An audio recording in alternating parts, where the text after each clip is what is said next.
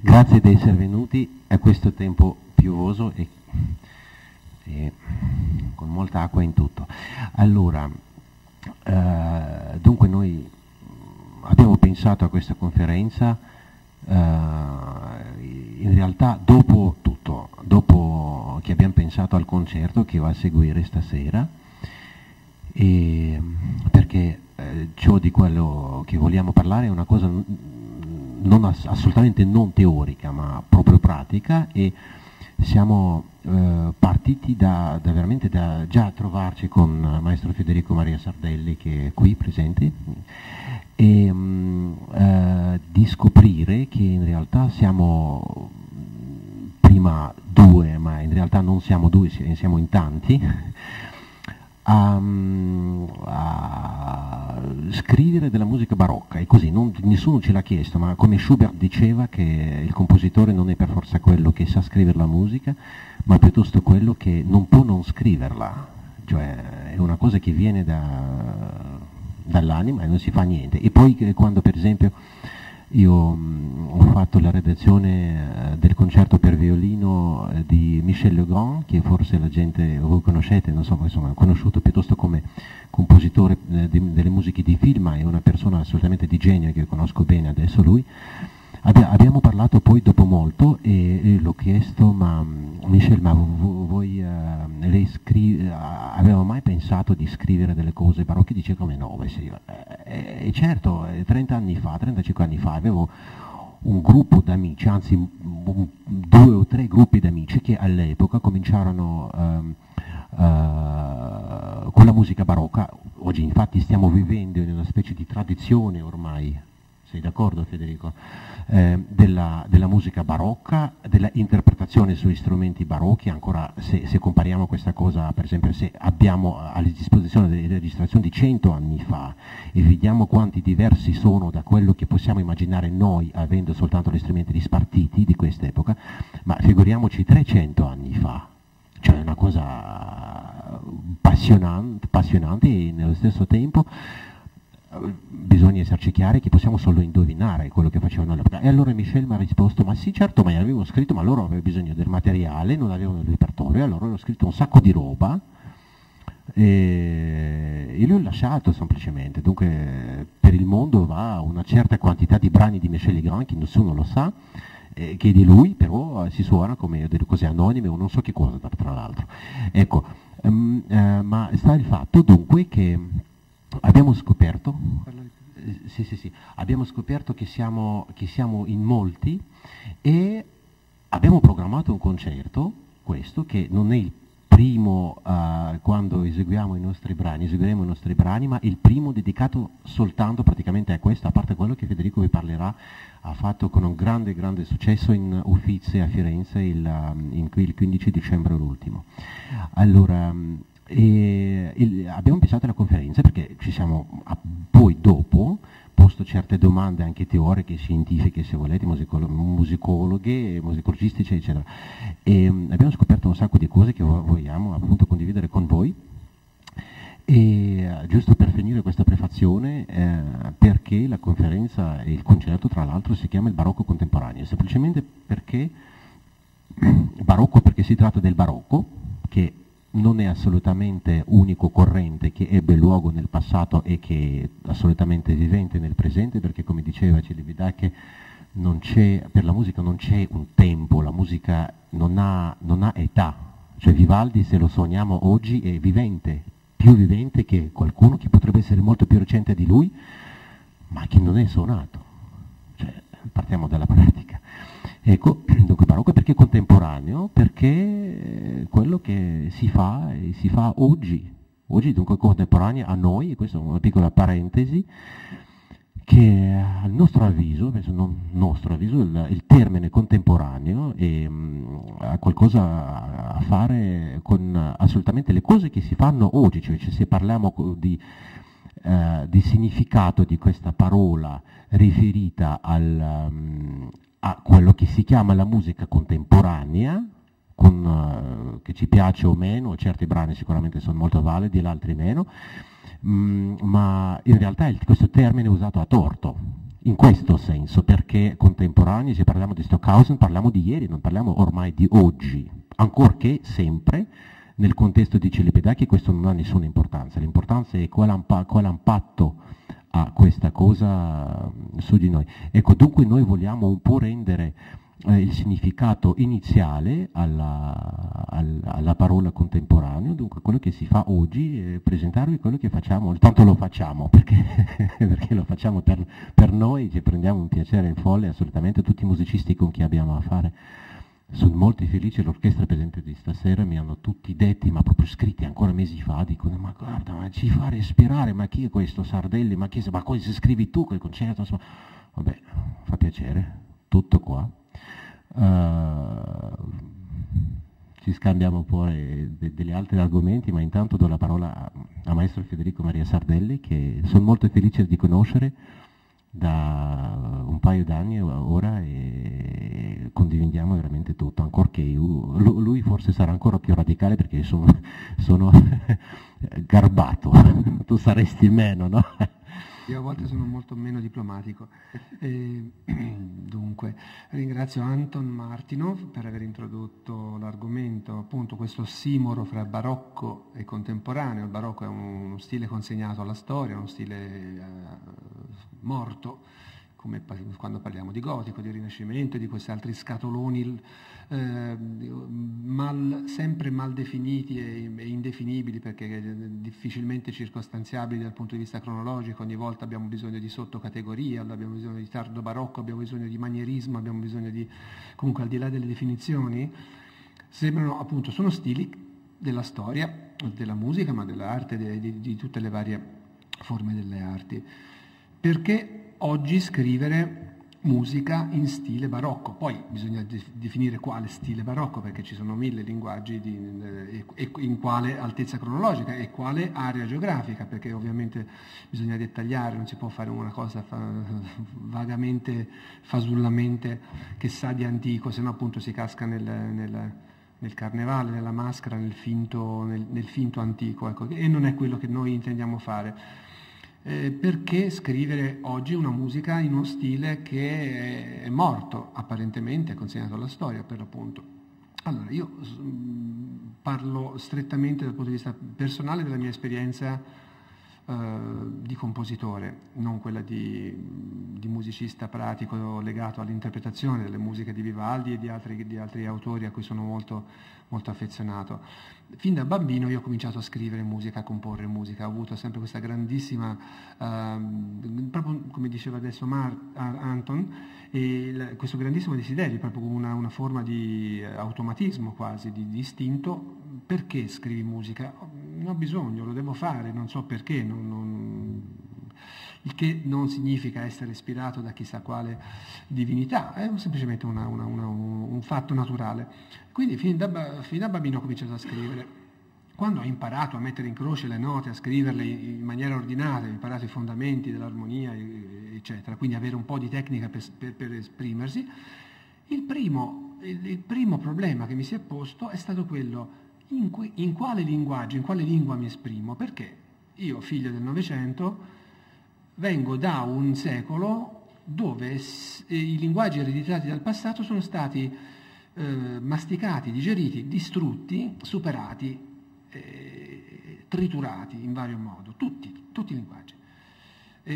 Si è sperimentato, si è continuato a sperimentare, si continua a sperimentare, per cui dal dopoguerra, dopo Seconda Guerra Mondiale in poi, abbiamo assistito ad una continua sperimentazione, la quale sperimentazione è stato sinonimo di libertà di espressione, libertà di esplorazione di nuove frontiere dell'arte e della lingua. In questo caso parlo della lingua musicale, ma il discorso si potrebbe tagliare a tutte le altre arti figurative e letterarie. Allora, io ho parlato di trituramento dei linguaggi perché in effetti da quando io sono bambino, io sono nato negli anni 60 dello scorso secolo, io mi sono accorto che quello che era la mia musica contemporanea viveva una dicotomia pazzesca, e oggi lo vive tuttora, ovvero sia la musica contemporanea cosiddetta colta, vi era e vi è la musica classica contemporanea, colta, di levatura intellettuale, per cui sono tutti compositori da Stockhausen in poi, insomma, da Donatoni e così via, è inutile che li enumeri, sono tantissimi. Quella è la musica contemporanea per l'eccellenza, ma poi c'è la musica contemporanea viva, vivente e attiva, che è il pop, il rock, il jazz e tutte le altre esperienze fino ai giorni nostri, fino all'house music e così via. Allora, quella musica, c'è questa dicotomia pazzesca per cui un ramo di questa musica contemporanea è fruita da pochissime persone, conosciuta, divulgata fra pochissime persone, parla a pochi. Un altro ramo parla a milioni di persone, però soffre vedendolo da un punto di vista, diciamo, strutturale, soffre di una semplicità, soffre di una banalità, soffre di un eccesso di commercializzazione e di banalizzazione dovuto appunto all'estrema commercializzazione che ha questa musica, quindi è diventato il fast food della musica.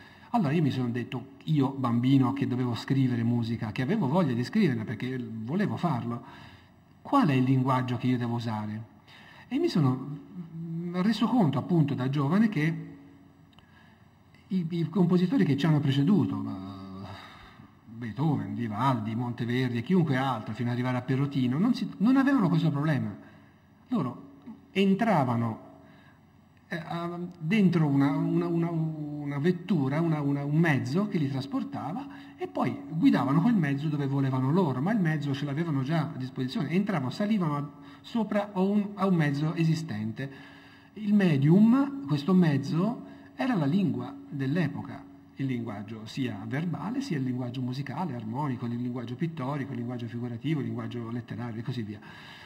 E dentro questo linguaggio lo riempivano dei loro contenuti, della loro personalità, della loro voglia di dire qualcosa di nuovo, e quindi volgevano in parte le regole di questo lessico in una direzione o in un'altra. Così hanno fatto tutti, ha fatto Michelangelo, ha fatto Leonardo volgendo altrove l'insegnamento di Verrocchio, e così ha fatto Vivaldi volgendo altrove l'insegnamento di Legrenzi e di altri maestri, è inutile fare i milioni di esempi. E io mi sono detto, ma perché io non devo avere questo privilegio e questa semplicità? Cioè io, quando parlo con voi, mi esprimo nel linguaggio che ho imparato da bambino, è l'italiano. Scusate l'accento toscano, ma insomma è l'italiano. E con questo italiano, che è comune a chi parla e a chi ascolta, io veicolo dei concetti. Perché non posso avere in musica la stessa semplicità, per cui io ho un linguaggio che mi consente di arrivare a voi lo potete capire, vi riconoscete in questa lingua, e dentro questa lingua io vi do delle cose nuove, fresche, nuove, belle, brutte, poi lo deciderete voi se sono valide o non valide. Perché io non ho questa fortuna?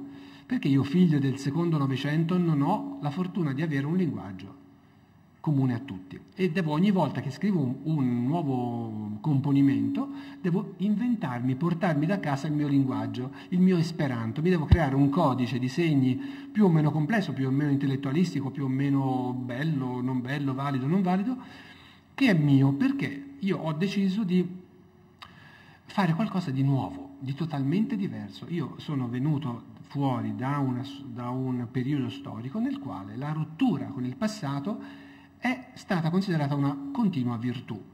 Non è colpa del Novecento, le radici di questo fenomeno risalgono all'idealismo dell'Ottocento e al concetto di arte, di artista e di genio che viene fuori nel primo Ottocento, ma senza volerla fare troppo lunga e aprire un discorso filosofico che pure sarebbe interessante, mi sono accorto appunto che io non potevo avere un medium comune con i miei interlocutori, con i miei fruitori.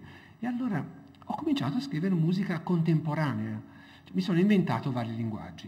E ho scritto musica nei linguaggi atonali, potremmo chiamarla post-seriale, potremmo chiamarla minimalista, potremmo chiamarla in mille modi, i tanti rivoli, i tanti rami da cui si è ramificato poi il Novecento, arrivando fino al nuovo millennio.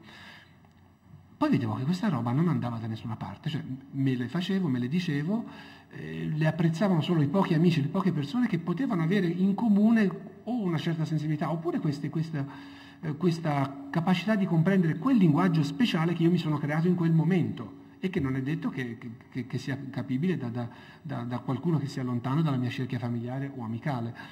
A questo punto mi sono detto, poiché tutti i linguaggi, tutti, quelli che io ho ereditato dal passato, sono comunque storicizzati, come l'ha ricordato prima Anton, la musica dodecafonica è ormai parte della storia. Un compositore che oggi scrivesse musica dodecafonica sarebbe vetusto come uno che si mette a scrivere musica in stile vivaldiano e così via. E così anche certe sperimentazioni, se io scrivo in stile Cage, se io prendo l'eredità di Cage e scrivo musica aleatoria, qualcuno mi dirà, ma non hai inventato nulla di nuovo, sei banale, questo l'ha già fatto Cage. Perché? La critica maggiore all'arte contemporanea è quella della mancanza di novità. Tu non sei originale, tu devi essere originale, io sono costretto a essere qualcosa di completamente diverso da quelli che mi hanno preceduto. E mi sono detto, ma perché devo essere qualcosa di totalmente diverso a costo di essere incomprensibile? Preferisco essere comprensibile e far passare le mie idee, e la lingua per me diventa un fatto neutro. Non è importante per me creare ogni volta una lingua diversa, un esperanto diverso del quale non ci capiamo. Mi prendo un linguaggio del passato, quale che sia, quello che più amo, quello in cui riesco meglio a esprimermi, e dentro questo linguaggio veicolo idee nuove. E questa è la scelta che ho fatto e che forse ha fatto anche Anton. Adesso passo a lui la parola perché sto parlando troppo. No, assolutamente, anzi io mi aggancio a quello che diceva Federico e possiamo meglio soprattutto parlare di noi stessi. Allora, per quanto mi riguarda, io sarò stato ancora meno, ho pagato ancora meno, ma intanto io scrivo poco in realtà, io ho contato perché ti ringrazio, ma ho in realtà 8 mestieri nella musica, sono 5 strumenti di modo professionale, cioè così è capitato, ma soprattutto il violino. Ma per me io scrivo non soltanto nello stile barocco e tutti i stili sono buoni, per me la formula di Voltaire mi sembra veramente giusto, tous les gens sont bons sauf l'ennuyeux, tutti i generi sono buoni salvo quello che fa noia, fa venire noioso, no?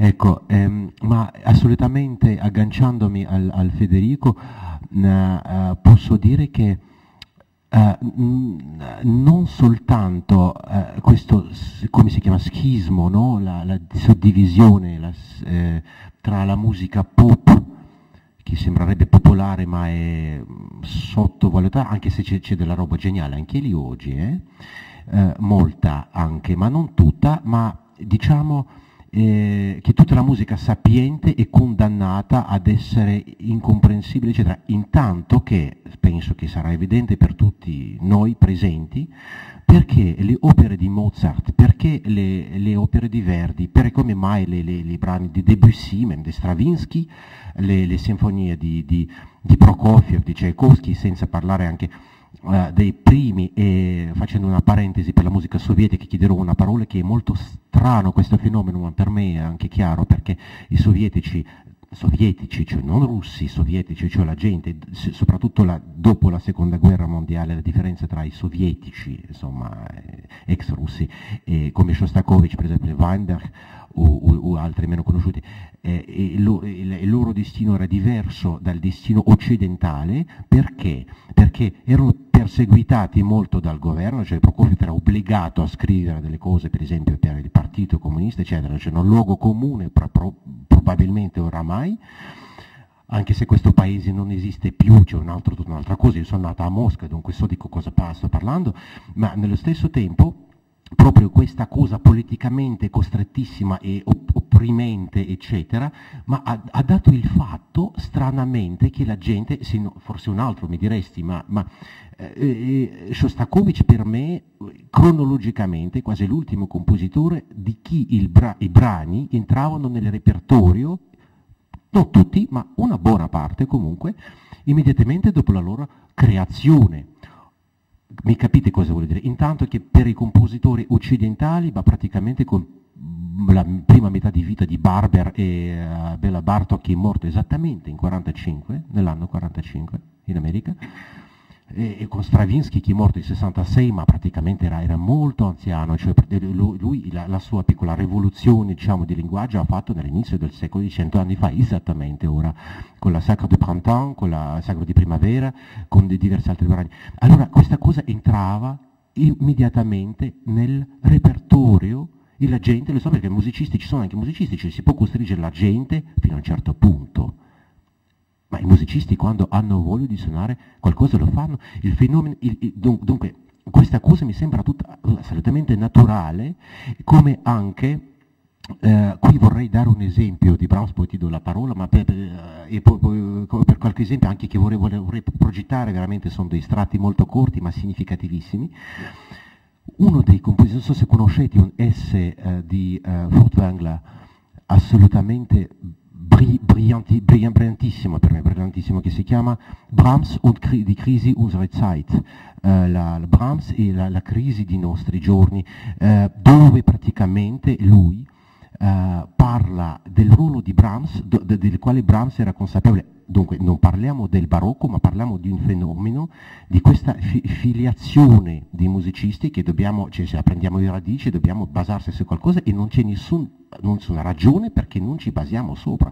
E allora quando oggi, anche ai tempi di Brahms, vabbè, io che sono violinista o alti violista o pianista, non so che cosa, mi propongono un concerto con programma libero, in 30% di casi diciamo vai, sì, ma dai, facciamo il trio di Brahms, il quintetto di Brahms, perché? Ma Brahms non ha portato niente di nuovo, niente, salvo il suo genio. E a proposito di quello, è appunto l'articolo di Wilhelm Furtwängler che dice che Brahms è stato forse non primo, ma uno dei più grandi compositori di chi il genio non aveva niente a che fare con il suo ruolo storico. Cioè Brahms praticamente si serveva soltanto tutta la sua vita delle forme preesistenti da secoli, dal punto di vista armonico non ha inventato niente, ma c'è qualcosa in tutto questo che fa che oggi lui è il compositore il più suonato subito dopo Vivaldi. Vai a sapere perché. E lui era consapevole, gli si diceva, beh, la posterità mi attribuirà il ruolo di uno Cherubini, che Cherubini, vabbè. Poi proseguo con l'esempio, aggiungi qualcosina, se no sono io soltanto da parlare. No, dunque, io non vorrei che questo discorso diventasse eccessivamente lungo, vorrei soltanto, perché comunque il dibattito su cosa sia musica contemporanea secondo me è molto interessante, perché se il contemporaneo è ciò che noi viviamo in questo momento, e se in questo momento ci sono non solo due scemi, ma molti scemi nel mondo che amano questo linguaggio, io parlo della musica barocca in questo momento, ma potrebbero essere altri stili, ci sono molti compositori che hanno scelto di scrivere in un linguaggio antico e usare delle forme, uno lessico antico per riempirlo di contenuti nuovi, il che non vuol dire fare copie, non vuol dire plagiare, non vuol dire scimmiottare, vuol dire andare a bottega di un certo compositore o di una certa scuola di compositori,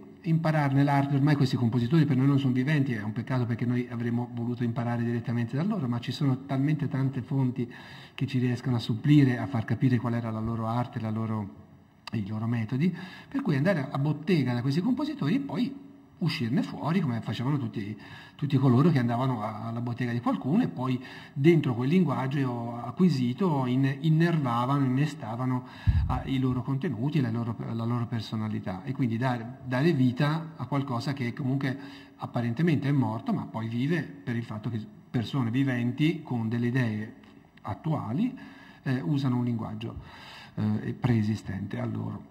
Ecco, quindi ci sono molte persone, mi sono accorto con stupore, con sorpresa, perché io non immaginavo, io ho sempre scritto musica in stile barocco, poi anche in altri linguaggi contemporanei di vario gusto, ma non immaginavo, pensavo fosse una mia debolezza. Io amo scrivere in stile barocco, sono un povero scemo isolato che si diletta di questo solipsismo qua. Mi sono accorto che nel mondo ci sono tante persone e anche compositori di grandissimo valore che compongono in questo linguaggio. In questo linguaggio vari linguaggi, tedesco degli anni 40 del Settecento, francese degli anni 20, italiano-veneziano degli anni 10 e così via, cioè ci sono moltissime sfumature, non è che si parla di barocco generico.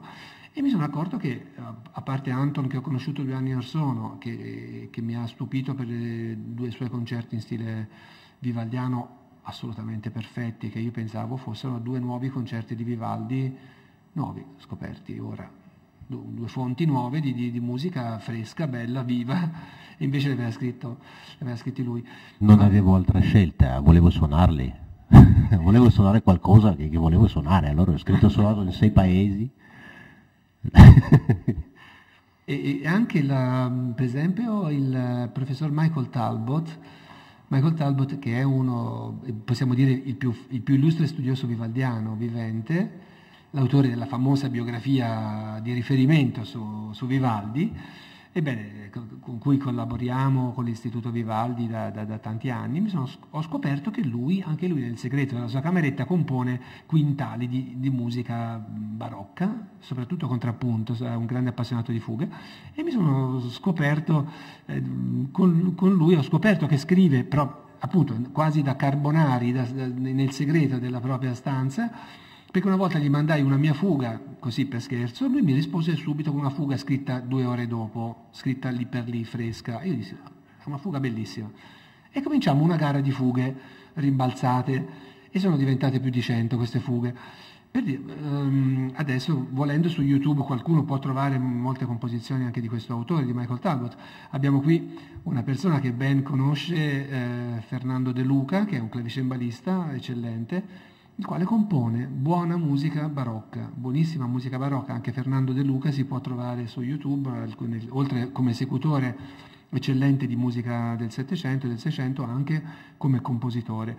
E così via. Gianluca Bersanetti, che vive negli Stati Uniti. Ho trovato una quantità di compositori di talento. La cosa impressionante è quella, perché tante volte si incontrano compositori mediocri, è facilissimo trovare pittori mediocri, compositori mediocri, velleitari, incapaci, privi dei mezzi tecnici, ma con la cresta alta. In verità io ho trovato tanti compositori di talento e di grande modestia, perché si nascondono, perché si vergognano di scrivere uno stile che oggi è morto, e lo è. Se non fosse che la loro musica, se ascoltata, ha una presa sul pubblico, ha una comunicabilità, una bellezza immediata che la rende viva, a mio parere. Io ho fatto questo esperimento appunto lo scorso mese a Firenze, con un concerto che è stato eseguito nella Galleria degli Uffizi con mie composizioni. Io ero molto timoroso su questo, perché le mie composizioni che più sono state divulgate sono quelle contemporanee nel senso di stile minimalista americano, o di un gusto proprio, un linguaggio legato ai nostri giorni. E avevo molto ritegno a presentare le mie musiche barocche, e devo dire ho avuto una tale rispondenza presso il pubblico. Le persone mi sono venute a salutare con un entusiasmo che non immaginavo. Io quasi mi schermisco di fronte a queste cose. Però credo che, al di là, appunto, ora non sto celebrandomi assolutamente, volevo semplicemente dire che queste cose, lungi dall'essere un qualcosa di museale o qualcosa di nostalgico, qualcosa di morto, se fatte con amore, con passione, con competenza, hanno un'immediatezza, una risposta immediata. Io forse prego l'amico Anton Martinov di farci ascoltare qualche esempio del suo discorso storico-polemico. Sì, allora io approfondirei il termine che Federico ha menzionato, cioè il plagio, per esempio. Così. Allora, quando, così per curiosità, perché tanto non ci influisce questo, cioè, giusto per curiosità mi sono informato dal punto di vista della legge cos'è che il plagio, per saperlo. Allora, quello che ho trovato dalla legge francese, abito a Parigi, allora si scrive che aujourd'hui le droit d'auteur, il diritto di autore, protège la forme accomplie d'une œuvre, mais non l'idée qui l'a inspirée et le style qui l'a mise en forme, ainsi que les informations elles-mêmes restent de libre parcours. Le droit français ne traite pas le plagiat en tant que tel, mais la propriété intellettuelle. Donc, vuol dire oggi il diritto di autore protegge la forma compiuta di un'opera, ma non l'idea che l'ha ispirato, né lo stile che l'ha messo in forma, e neanche come neanche le informazioni stessi che rimangono del percorso libero. Il diritto francese, sarà in Italia sarà la stessa cosa, penso comunque, donc, non tratta il plagio in tanto come tale, donc non stiamo facendo niente contro la legge. È importante menzionarlo, caro mio, ma esiste la proprietà intellettuale. Cioè, per esempio, se c'è un'opera compiuta che è fatta, è normale che sia protetta da questo punto di vista. Ecco. Adesso una piccola escursione, appunto, con gli esempi, come si trattava questa cosa, anche se il termine plagio rimonta al Marzio, secondo me Marziale, il poeta romano, cioè di 2000 anni fa parliamo. Dunque la cosa che si conosceva anche all'epoca, quando non c'erano i spedidam come in Francia, non so, i diritti di autore in Italia, non so come si chiama l'ufficio, comunque. Giusto una piccola parentesi, che Venezia, tra l'altro, la città è assolutamente illustrativa da questo punto di vista. Cosa è capitato alla fine del Medioevo? È capitato che la gente che si ispirava faceva del gotico, no? Fino a primo 300 praticamente, anche dopo, per esempio la Tour Saint-Jacques a Parigi è completamente gotica, gothique flamboyant, c'est super beau, è molto bellissimo, è stata fatta nel fine 400 e 500, quando eravamo in pieno Rinascimento. Allora, cos'è il Rinascimento? Del che Venezia, tra l'altro, è un esempio assolutamente flagrante. In realtà si trova che sembra che alla fine del Medioevo la gente, chissà perché, prima a Firenze la corte dei Medici, insomma, ma e subito dopo ovunque altro, Dante è uno dei esempi proprio chi andava, della letteratura, il linguaggio, la pittura, tutto, l'architettura, hanno deciso, chissà perché, di rivivere, ma rivivere voglio dire veramente fino al fondo d'anima, rivivere il periodo l'antichità, cioè si sono trasformato in antichi, ma fino ad andare pazzi come Ezepica della Mirandola o gli altri, non so, poeti. E questa cosa qua, che potrebbe essere stata considerata come una follia, non so, ma ragazzi, cioè, meno male che non c'era ancora la nozione del progresso, di cui parlava Federico, che l'importante è che sia diverso. Inventiamoci le ruote quadri, per esempio. Non importa che la macchina non va poi dopo, ma comunque una cosa mai vista, ma meno male che mai vista, sarà mai vista per forza. Allora, e questi qua si sono dunque affogati nell'antichità, e questa cosa qualche anno dopo ha dato il Rinascimento.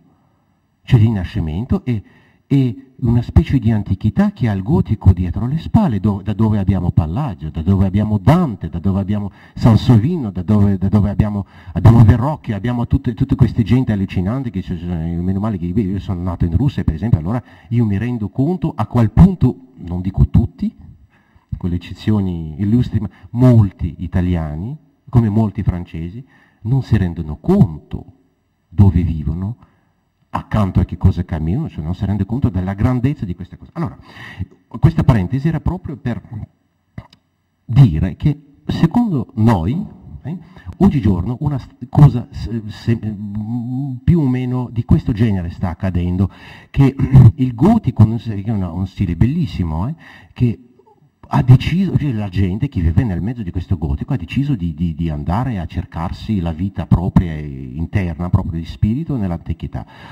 Allora noi siamo nel XXI secolo e la libertà è tale quale che noi possiamo, sembra, scegliere proprio che ci parli, e questa è una ragione basta. Come diceva un poeta russo, che quando gli chiedevano ma perché ami qualcosa, lui rispondeva ma guardate, se c'è un perché non è l'amore. L'amore è una cosa incondizionale, Sì, è così, ecco. E adesso dunque, venendo all'affiliazione e la possibilità di acquisire la popolarità della musica sapiente, colta, come dici tu, e nello stesso tempo di popolarizzare un po'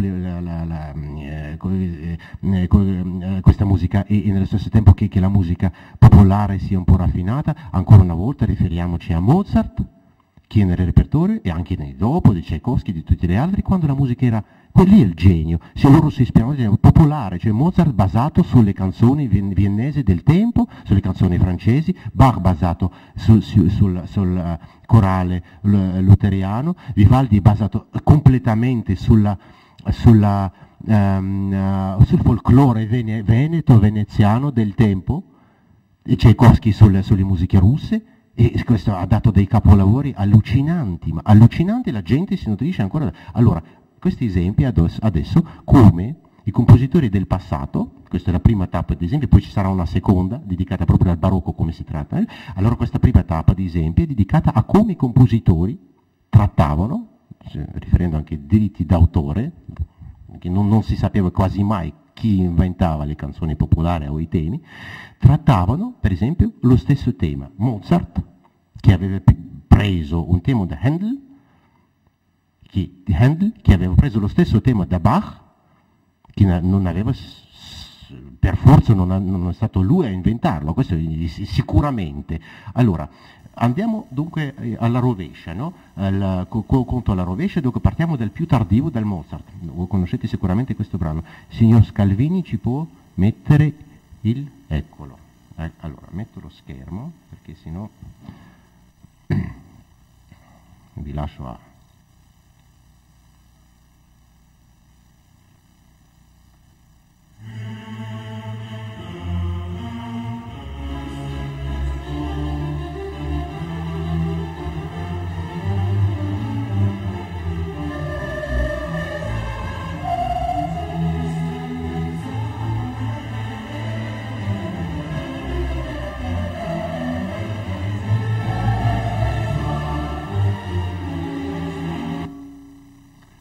Ecco, questo avete riconosciuto sicuramente Kyrie del Requiem di Mozart.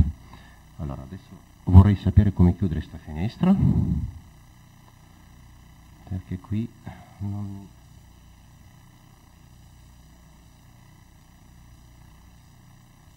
Ah, bravo.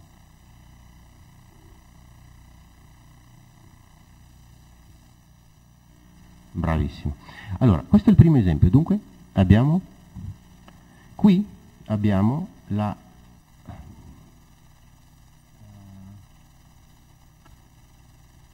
Ascoltate questo tema, questo è il Messia di Handel.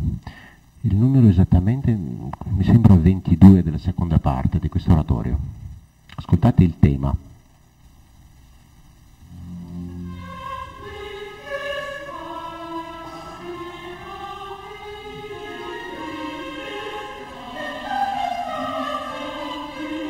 Flagrantissimo.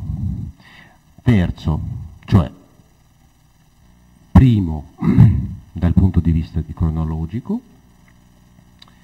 Allora dove siamo qui? Ecco, perfetto.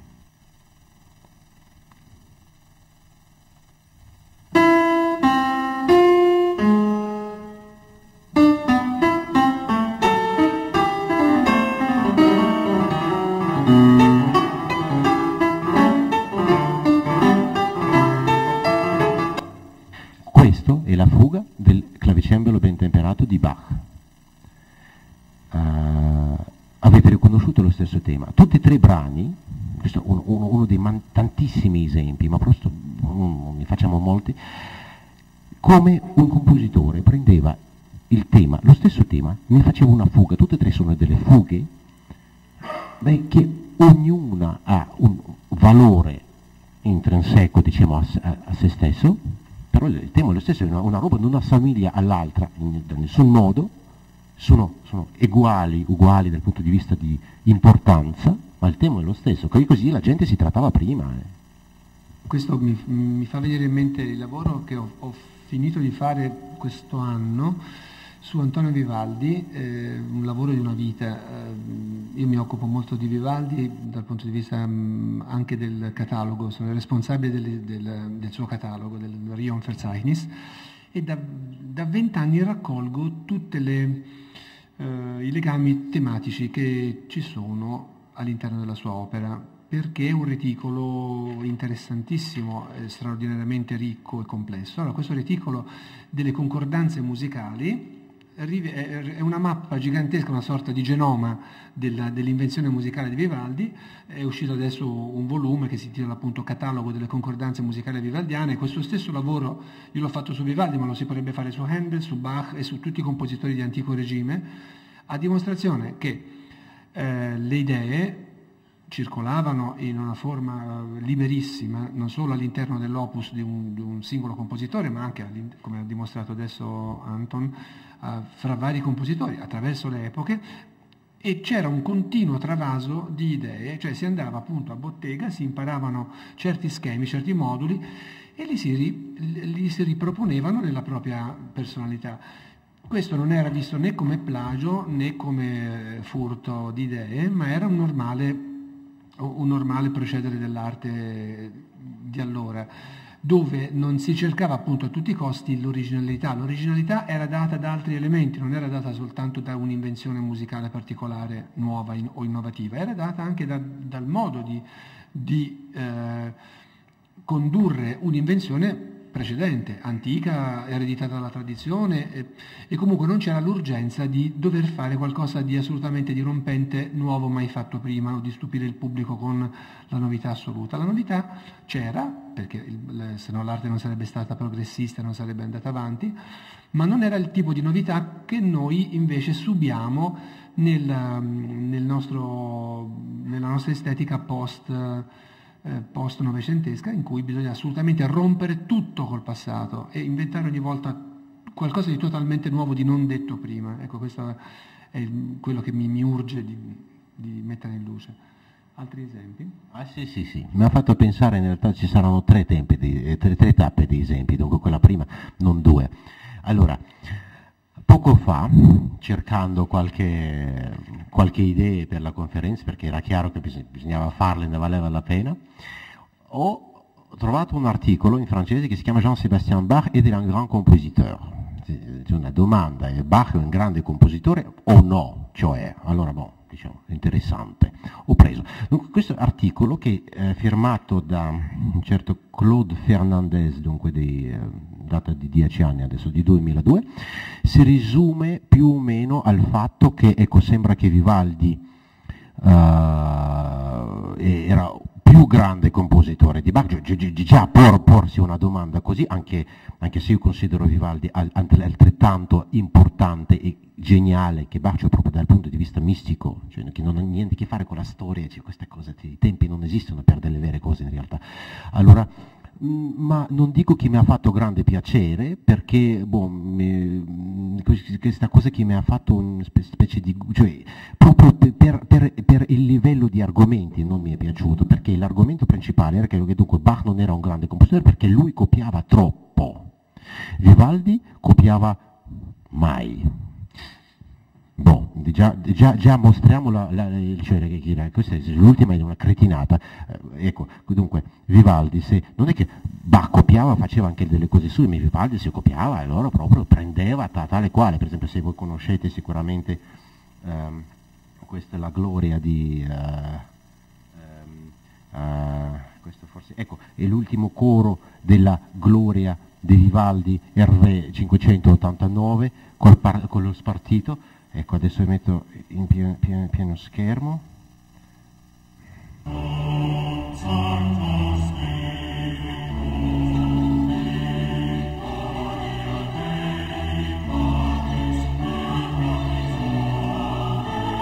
Allora, questo esempio è tratto di Gloria di Vivaldi. In realtà non soltanto è stato copiato, è stato copiato letteralmente, è stato preso tutto semplicemente dalla gloria di Ruggeri, cioè la messa di Ruggeri, che adesso se lo trovo qui, ma comunque questa non importa, questa è la vera musica di Ruggeri, non è Vivaldi. E questo cosa questa cosa contiene lo stesso coro e spero di trovarlo. Adesso. Alla fine. Sarà qui? Ma perché tu sei scientifico, allora cosa vuoi? Tu sai meglio. Gloria alla fine. Sì, No. Non è proprio alla fine, mi ricordo che era qui, sei in mezzo. Che scientifico non lo sono, aspetta. Se funzionerà. Vabbè, comunque, questo è per dirvi. Questo è lo stesso tema. Questo è lo stesso tema. Dunque nel contesto, voilà, eccolo.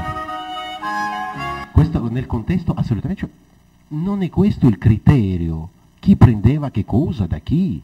Il criterio in realtà cosa ha fatto dopo di sé, no? Adesso, posso continuare? Terzo genere di esempi. Questo è proprio cosa si fa con la musica barocca oggi, cioè l'interesse flagrante per la musica barocca ci fa di tutte le salse. Allora, prendiamo Bach, aspetti che lo trovo, eccolo, la Badinerie, de Bach, del suite, che conoscete.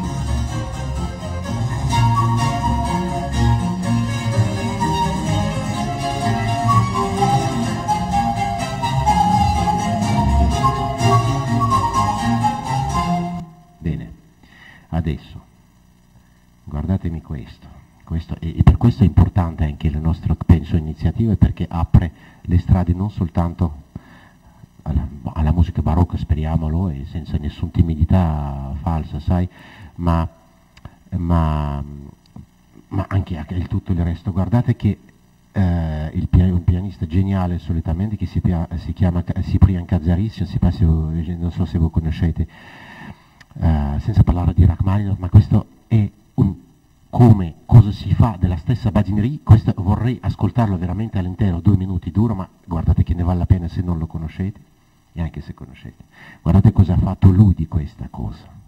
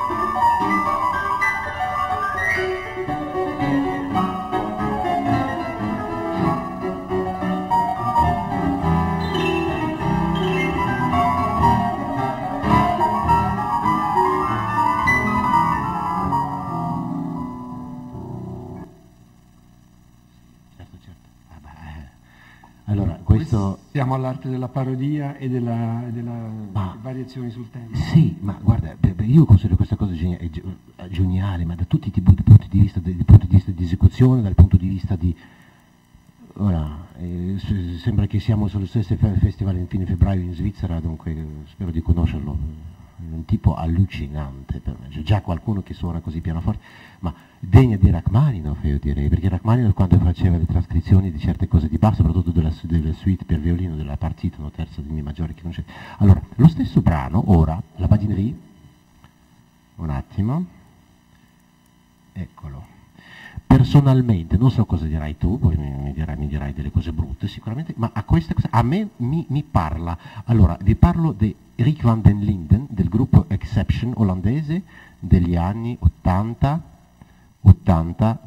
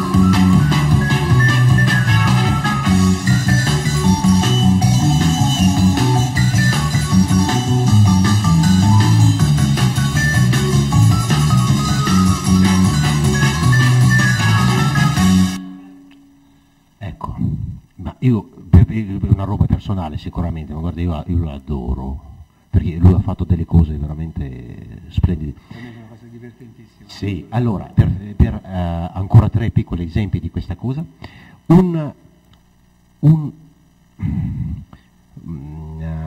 è così?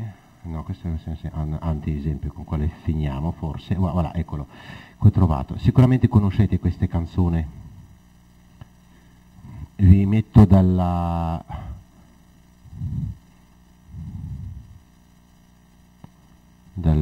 metà. Sting.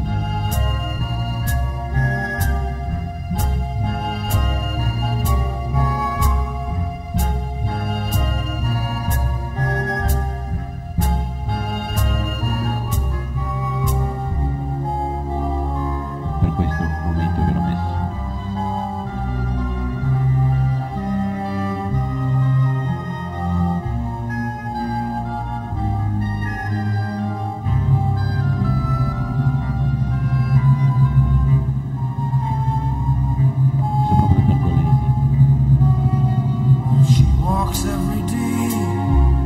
Eccetera.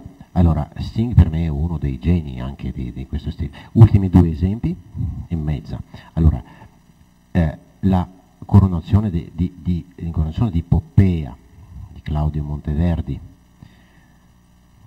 veneziano anche. Una bellissima esecuzione tra l'altro da Daniel Denise e Jaruski. Allora.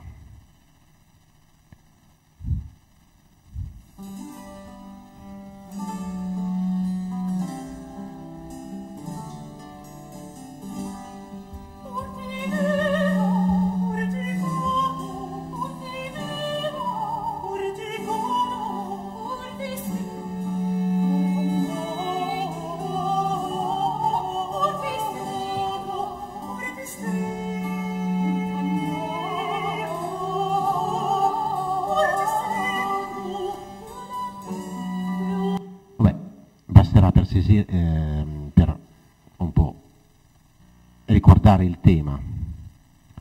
Allora, dove sta roba? Eccola. No. Dirmi che si è perso questo.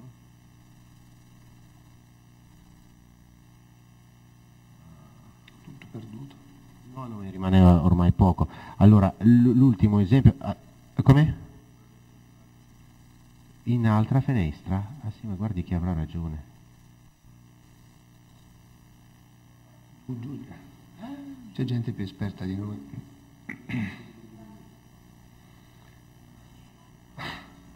Ma grazie, ma io come dei PC non sono molto forte, c'ho un macchio. Mi piace la musica barocca come possa per i sì, allora, no, ma grazie.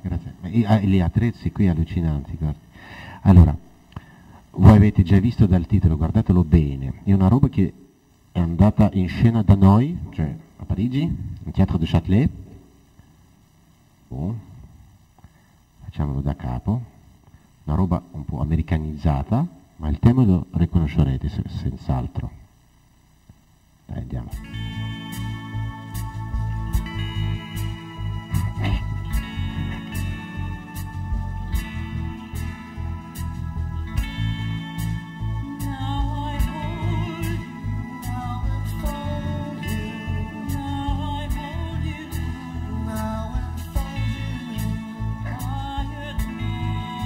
Vabbè, basta così, no? Bene, e per finire, tra l'altro molta buona cantante anche mia che è lì. Allora si chiede cos'era meglio Monteverdi o... Non ti preoccupare, diciamo quello che abbiamo da dire.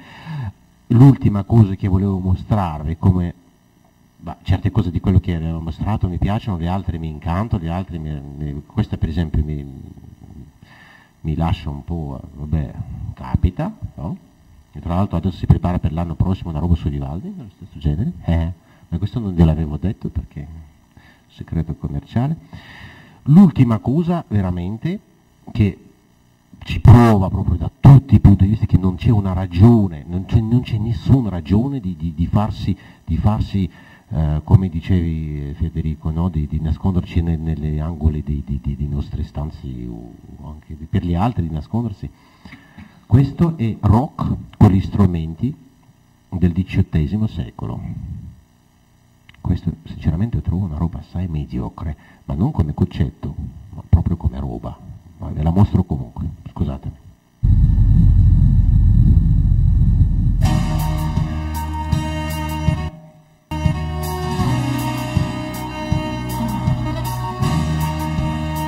Volgarissimo, ma check in the garden, it's gonna play with a button.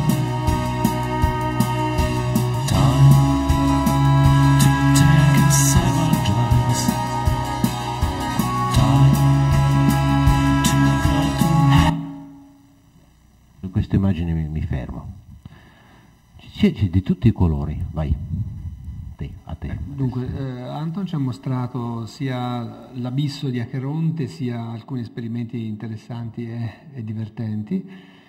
Che il barocco sia di moda oggi è un fatto evidente, dovuto anche nella musica alla rinascita dell'interesse per la musica barocca fatta con strumenti originali e fatta con criteri filologici. Quindi c'è una diffusione che non era mai esistita nel passato di questo stile. Tutt'oggi riscopriamo musiche nuove e tutt'oggi facciamo prime esecuzioni assolute di musiche del periodo barocco, quindi c'è ancora veramente un repertorio enorme da esplorare, da esplorarlo con criteri storico-filologici, cosa che prima appunto non esisteva.